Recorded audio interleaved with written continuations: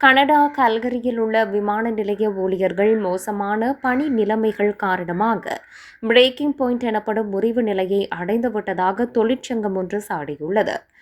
பலாடின் விமான நிலைய பாதுகாப்பு சேவைகளில் பணிபுரியும் குறித்த ஊழியர்கள் கடந்த ஆண்டு முதல் ஆயிரக்கணக்கான முறைப்பாடுகளை அளித்துள்ளனர்.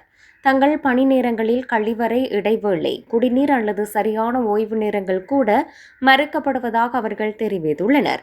கடந்த ஆகஸ்ட் மாத இறுதியில் கனேடிய விமான போக்குவரத்து பாதுகாப்பு ஆணையத்திற்கு இது தொடர்பாக கடிதம் ஒன்று அனுப்பப்பட்டது.